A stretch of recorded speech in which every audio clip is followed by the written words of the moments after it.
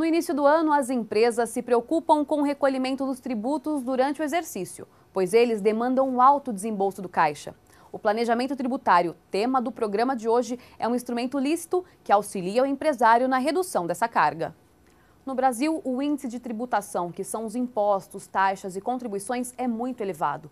A soma dessas despesas chega a inviabilizar muitos negócios. E para diminuir estes encargos de forma legal, é realizado o planejamento tributário, que tem como objetivo garantir a economia nas organizações. É uma atividade preventiva que visa identificar e projetar os efeitos destes tributos. Para falar sobre este assunto, temos em nossos estúdios José Joaquim Filho, consultor empresarial e tributário. Ao final da sua apresentação, ele conversa com Sebastião Luiz Gonçalves dos Santos, empresário contábil e conselheiro do CRC-SP.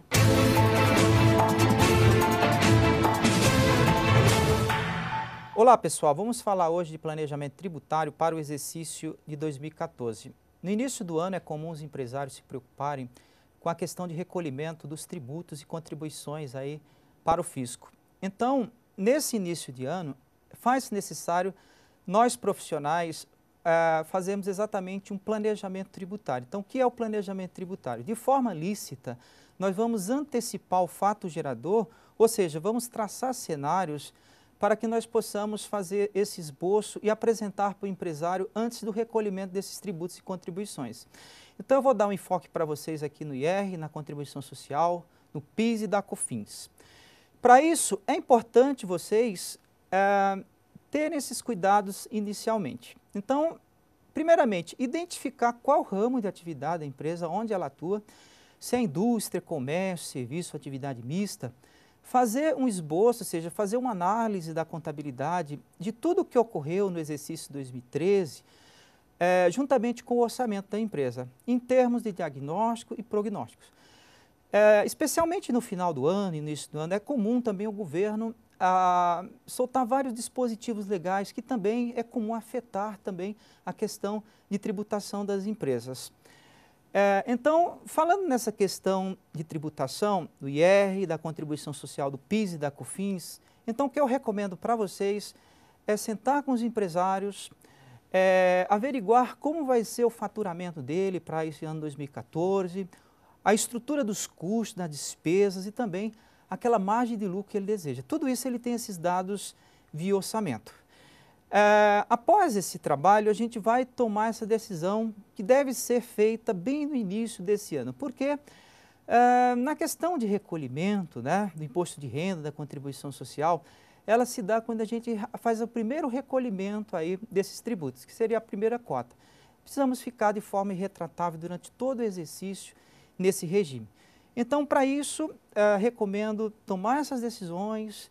Também, após esse trabalho, vocês façam uma apresentação para o empresário, para que ele sinta segurança nesse trabalho de vocês, exatamente aí, para eles não terem problemas na questão de pagar tributos maior do que deve. Então, assim, dentro dos enquadramentos no âmbito federal, nós temos o Simples Nacional. Então, o Simples Nacional é um sistema de arrecadação de tributos e contribuições envolvendo aí uma série de tributos, no caso do IR, PIS, COFINS, contribuição social, também no âmbito do Estado, ICMS, também federal IPI e também o ISS. Eles fazem recolhimento baseado na tabela, nas tabelas que são compostas aí, no caso, na tabela 1, empresas comerciais, tabela 2, as indústrias, 3, 4 e 5, as prestadoras de serviço.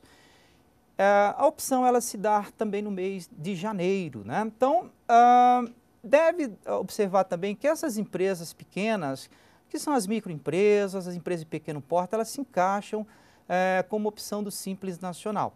Então, recomendo para vocês olhar especialmente os artigos 17 da Lei Complementar 123, que traz as regras de impedimento ao Simples Nacional, e o artigo 18 da Lei Complementar 123 de 2006 traz as regras de permissões ao Simples Nacional. Então é importante observar para as microempresas aquelas que faturam até 360 mil ano calendário, faturamento.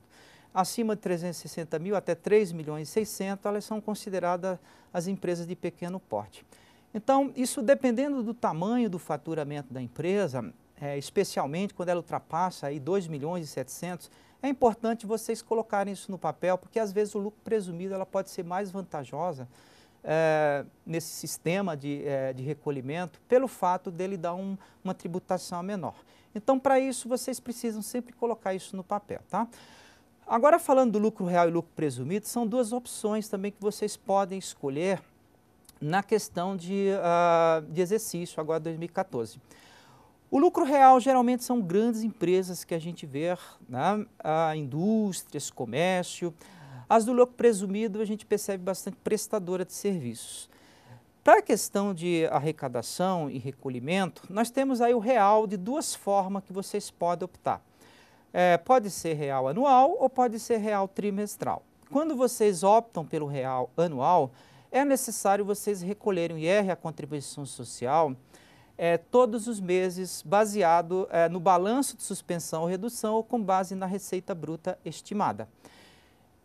No final do ano, a gente acerta a vida com o leão, né, para fechar o exercício.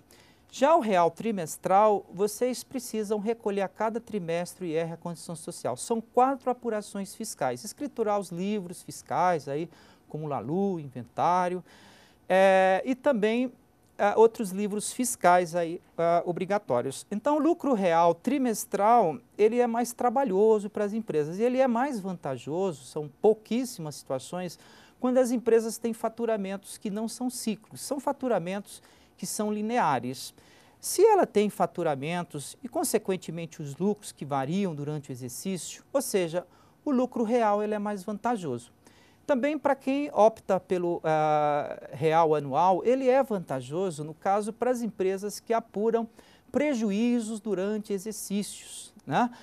Faça esses prejuízos serem acumulados, talvez vocês possam não pagar imposto de renda e contribuição social no transcorrer do exercício. Já o real trimestral pode ser desvantajoso para quem carrega prejuízos contábeis que geram prejuízos fiscais, porque, regra geral, nós só podemos compensar até 30% nos trimestres que vocês estão acumulando desses prejuízos fiscais, né? No caso, as pessoas jurídicas em geral. Temos aqui o lucro presumido. O lucro presumido é uma forma de arrecadação trimestral do IR, a contribuição social, ou seja, presumindo por uma tabela que está contida na Lei 9.718, tanto o IR, a contribuição social, nós recolhemos trimestralmente nesse caso.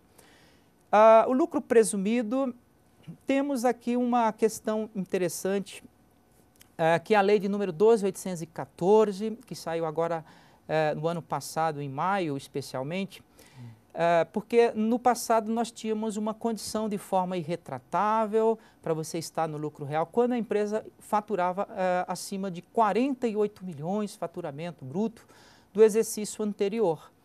E agora essa lei ela mudou para 78 milhões, ou seja, a partir do ano 2014, caso vocês tenham faturado em 2013, até 78 milhões, vocês podem optar pelo lucro presumido. Ultrapassou 78 milhões, aí vocês precisam ficar no lucro real, agora a partir de 2014. Então, para o planejamento tributário, é importante vocês darem uma lida na Lei 12.814. Algumas situações também exigem que as empresas estejam no lucro real, se elas tiverem, por exemplo, ganhos do exterior, ganhos de capital, por exemplo, que elas tenham incentivos fiscais, que elas gozem de incentivos fiscais para estar no real, as atividades financeiras precisam estar no real, as empresas de factory, algumas condições aí elas são impeditivas estar o lucro real. Mas tirando isso, vocês podem fazer um esboço que a gente vai comparar agora real e presumido, baseado aí num cálculo que eu fiz, que vocês podem utilizar esse raciocínio através de ponto de equilíbrio. Bom, o lucro arbitrado, nós temos aqui o lucro arbitrado, a questão aí no qual o fisco pode arbitrar o teu lucro se ele não tiver livros obrigatórios, né? Então ele pode majorar a tua tributação, que chega a quase 50%, então isso não é recomendável o profissional aí efetivamente deixar de cumprir as obrigações fiscais, para vocês não terem problema em termos de arbitramento do lucro. Então, essas questões aí de esboço, a gente vai ver agora na questão de planejamento tributário. Então, o exercício fiscal, ele começa em 1º de janeiro e ele encerra-se em 31 de dezembro do ano calendário, ou seja, do exercício fiscal. Então, assim, eu peguei algumas situações aqui que a gente pode fazer um trabalho mais específico de planejamento tributário para dar um horizonte para vocês aí profissionais. Eu vou fazer uma comparação do lucro real versus o lucro presumido, dentro do escopo do IR, da contribuição social, do PIS e da COFINS, né? Então, essa técnica eu vou utilizar uma técnica chamada de markup, que é a formação do preço de venda. Ou seja, no que tange o IR à contribuição social, a gente pode considerar a estrutura que você tem na tua demonstração do resultado, ou seja, receita, custo e despesa, até aquela linha do IR e a contribuição social, que seria o lucro antes do IR e contribuição social. Agora, para o PIS e COFINS, então aí já é uma outra questão que vocês precisam também colocar isso no papel, nesse caso. Por quê? Nós temos aqui duas formas de tributação do PIS e da COFINS. Temos o regime cumulativo, ou seja, ele tem uma alíquota de PIS e COFINS de 3,65%, né? 3% da COFINS, 0,65% do PIS. E nós temos o regime não cumulativo, que está na Lei 10.833/2003. Então, nós temos aí a contribuição social em 7,60%, e nós temos 1,25%, ou seja, 1,65%, o PIS, perfazendo 9,25%. Então, nesse caso, não basta somente vocês colocarem o IR, a contribuição social, para fim de planejamento tributário. É necessário também vocês colocarem, no caso, o PIS e a COFINS, porque ele é um fator decisório, juntando esses quatro, o PIS e COFINS também no planejamento tributário. Geralmente, quem usa o regime não cumulativo são as empresas do lucro real. A gente percebe bastante essas empresas pelo fato delas carregarem aqueles créditos, né? Energia elétrica, aluguéis, mão de obra, pessoa jurídica. E o lucro presumido acaba forçando as empresas a usar o regime cumulativo pelo fato deles terem um custo muito alto, que é a mão de obra pessoa física. Infelizmente, não dá esse crédito se optar pelo regime não cumulativo. Então, esses fatores eles são extremamente importantes. Eu utilizei uma técnica interessante que a gente usa para formar o preço de venda, que é o markup, que vocês também podem utilizar. Desenvolvi esse trabalho em planilha Excel, que daí os profissionais podem seguir uma linha desse raciocínio que eu fiz. Utilizo isso para fins de consultoria também. Então, vocês vão fazer o seguinte, vão pegar o lucro antes do IR, da contribuição social, e vai dividir pela receita bruta, que é aquela receita bruta que a Receita Federal define para nós presumirmos dentro da tabela de acordo com a atividade, né? Receita, produto de venda de mercadoria, serviços, as comissões, deduzindo os abatimentos, as devoluções de vendas, etc. Fácil aí, então vocês vão identificar qual é o percentual que vocês vão identificar de margem de lucro. Então, esse ponto de equilíbrio ele é definido da seguinte forma. Ramo de atividade, indústria e comércio, se você tiver esse resultado do lucro antes do IR e contribuição social dividido pela receita bruta, se a tua margem de lucro for menor que 9,5%, geralmente o lucro real ele é mais vantajoso. E que você está descarregando muita despesa e custo lá no teu resultado. Se a tua margem de lucro for maior que 9,5%, o lucro presumido ele acaba sendo mais vantajoso. Então, só voltando, estamos fazendo esboço somente no que tange o IR e a contribuição social. Não estamos incluindo o PIS e COFINS nesse trabalho aqui, tá? Os serviços, nós temos aí, se a tua margem de lucro, resultado dessa fórmula, for menor que 32%, nós temos aqui mais vantajoso, regra geral, o lucro real. Acima de 32%, o lucro presumido acaba sendo mais vantajoso. Então, seguindo aquela lógica também de ter muita despesa lá na contabilidade, custos, acaba o lucro real sendo mais vantajoso. Aqui eu fiz um detalhamento para vocês, como eu cheguei nesse ponto de equilíbrio. Então, a gente está presumindo 8%, seguindo um cenário aí de um ramo de indústria e comércio da tabela, vezes 15%, que é sem o adicional de imposto de renda de 10%. Se vocês tiverem um adicional que seja composto também, vocês podem incluir no raciocínio de cálculo. Fazendo 1,2. A contribuição social, nós temos a presunção de 12% sobre a alíquota de 9%, 1,08. Então, somando essas duas alíquotas, ele faz 2,28. Vou dividir por 24%, que representa 15% de alíquota normal, mais 9% de condição social, eu chego num ponto de equilíbrio de 9,5%. Foi aí onde eu cheguei naquele quadro de cima. Já os serviços, 32%, isso pode variar, né? 16% a 32%, dependendo do tipo de serviço que cai na tabela presumida. Fazendo 4,80%, 32% de contribuição social, total de 7,68%. Dividido pelo total da carga de 24%, nós temos 32%. Nós temos aqui um quadro que eu vou fazer o markup. Agora eu já tenho os custos definidos unitários, variáveis, e eu tenho os tributos que vão compor sobre a formação do preço de venda. Total de 21,65%. Vou identificar agora a estrutura das despesas fixas, né, e os custos fixos, e eu vou aí sentar com o empresário e vou discutir para ele qual será a margem desejada que ele quer aí para o próximo exercício. Então, esse ponto ele é fundamental para nós definirmos aquele ponto de equilíbrio que eu citei agora há pouco. Então, o empresário definiu 15% de margem de lucro. Então, aqui nós vamos apurar o markup. Vamos identificar qual é o preço de venda para chegarmos naquele percentual de 15% sobre o lucro antes do IR e condição social. Então, ele deu lá um preço de venda ideal de 22,05. Agora, nós vamos definir a nossa DRE unitária, seguindo a linha do preço de venda até o lucro antes do IR e condição social, ou seja, fechando lá 3,31, que representa 15% daquele faturamento unitário de 22,05. Multiplicando vezes as unidades que vocês vão vender, nós temos agora um esboço da DRE em valores totais. Então, esses valores monetários totais, ele fechou com 18 milhões e o lucro antes do IR e condição social, fechando 15%, 2 milhões e 700. Então, para ir desse cenário, nós já temos um esboço para fim de carga tributária no que tange o IR e a contribuição social. Agora eu vou definir os faturamentos para apurar o imposto de renda e a contribuição social presumida. Então, aplicando a tabela, de acordo com a Lei 9.718, utilizando como cenário aqui indústria ou comércio, nós estamos presumindo aí 8%, no caso do imposto de renda, e a contribuição social 32%, utilizando as alíquotas de 15% mais um adicional de 10%, e o percentual da contribuição social de 9% sobre a base de 12%. Então, ele vai nos dar agora uma carga tributária total do exercício de 336 mil do imposto de renda e da contribuição social 194.400.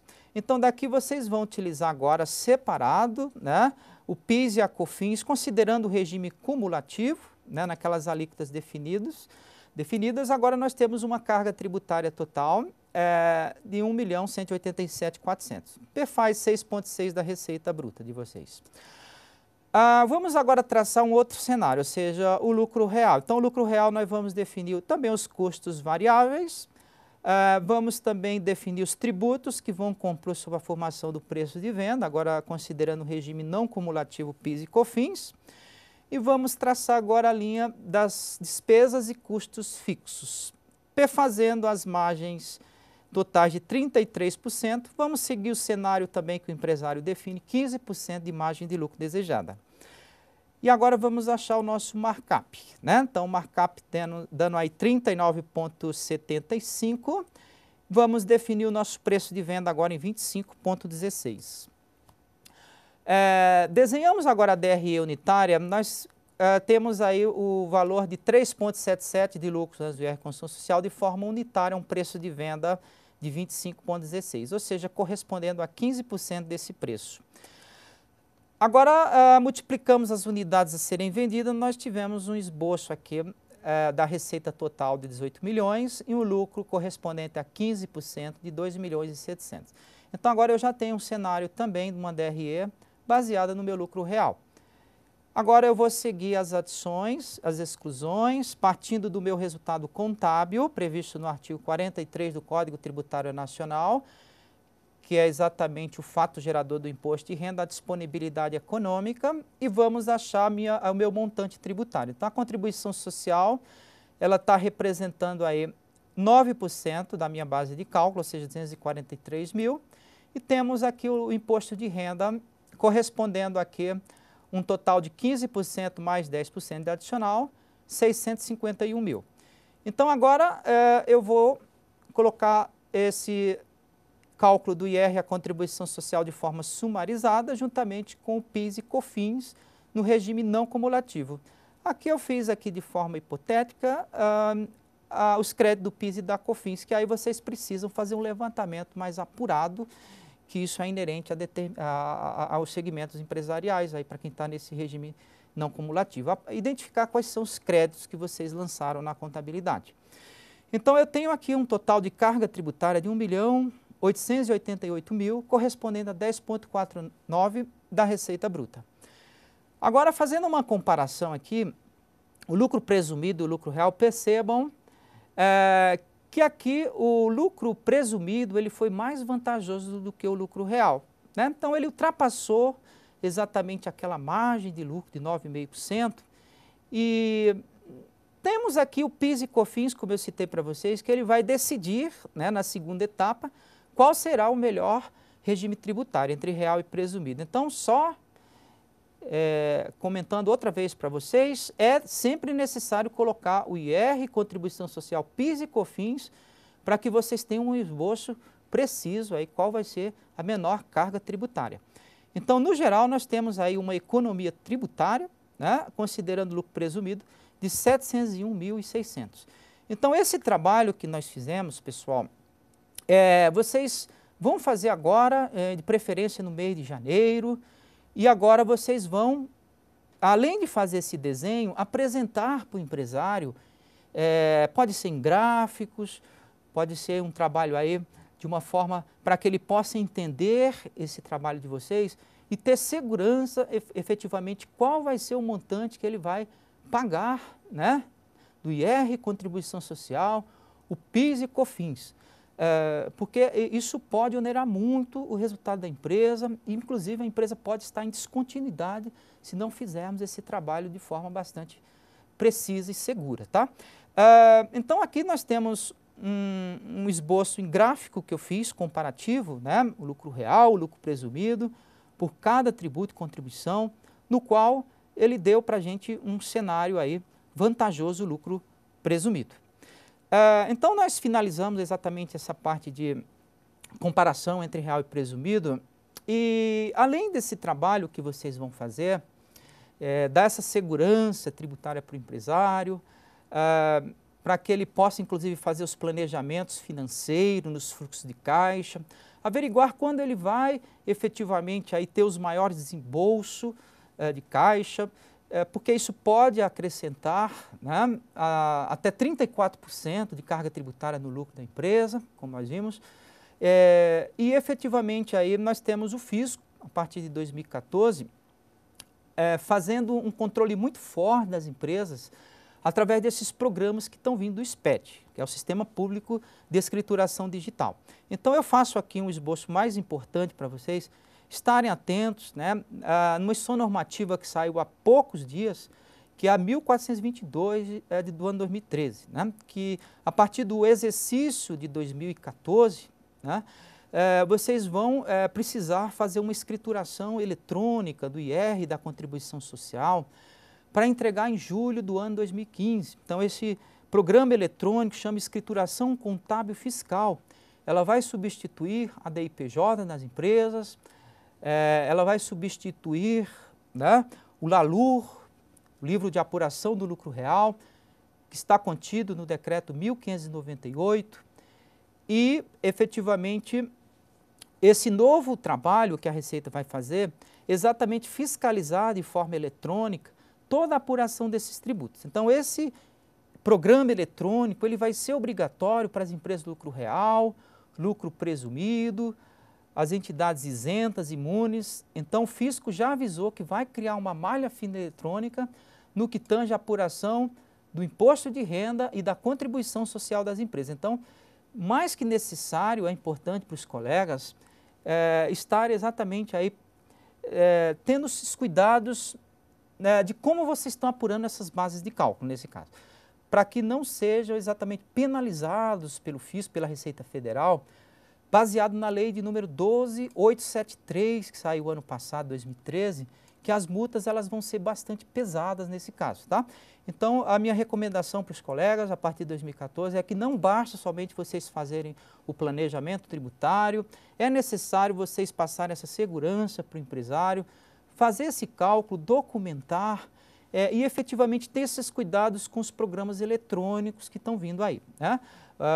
Esses programas que estão se juntando ao SPED, tem o E-Social, tem a FD das contribuições do PIS e COFINS, que já veio, o FCONT, ela será extinto também, e outros programas eletrônicos que estão se juntando ao SPED. Tá? Então, o fisco ele vai deter, né, de sistema eletrônico muito mais preciso do que anos anteriores. Tá?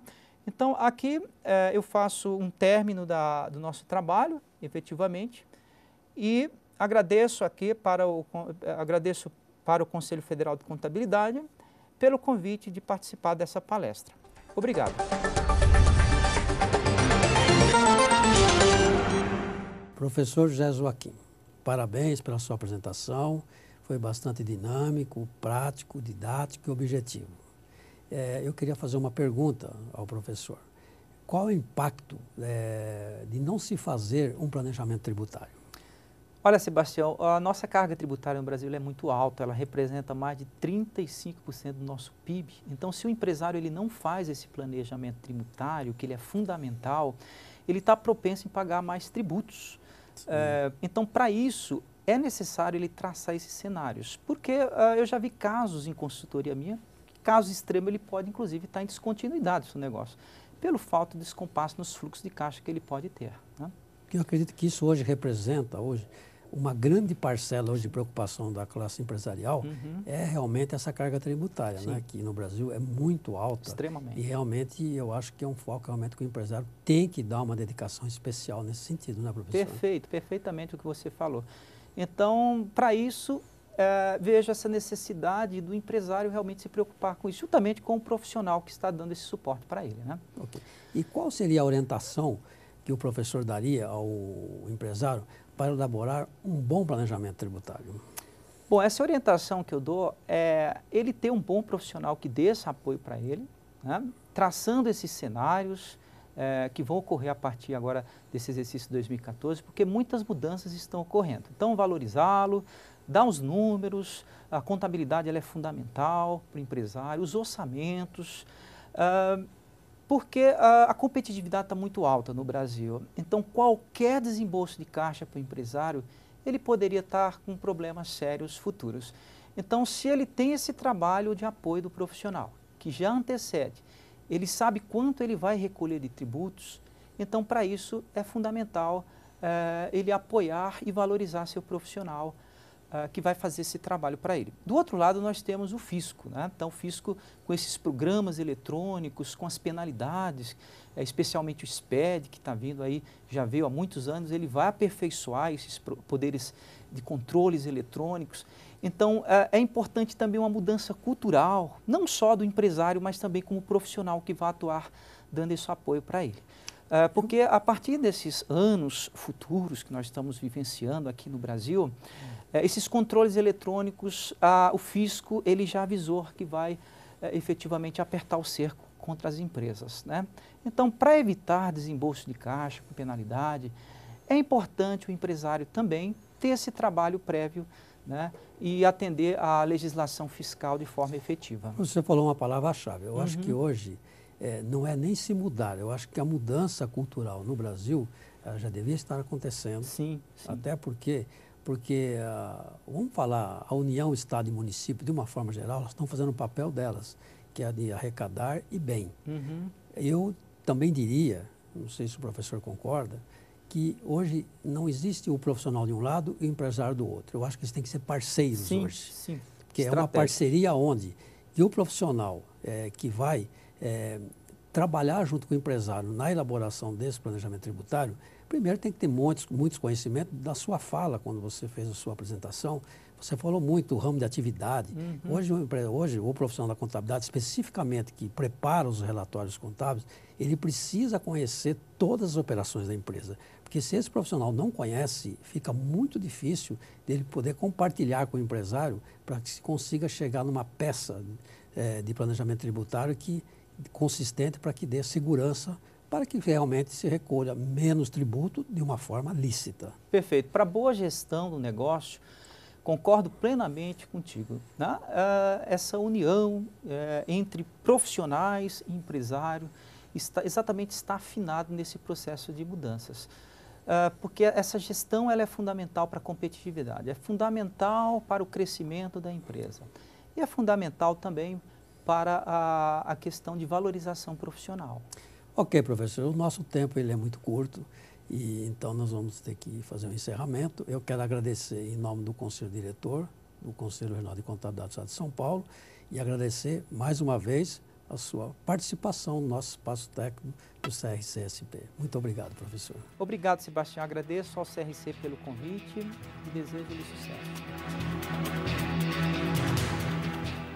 O espaço técnico deste mês fica por aqui, agradecendo aos convidados pela participação.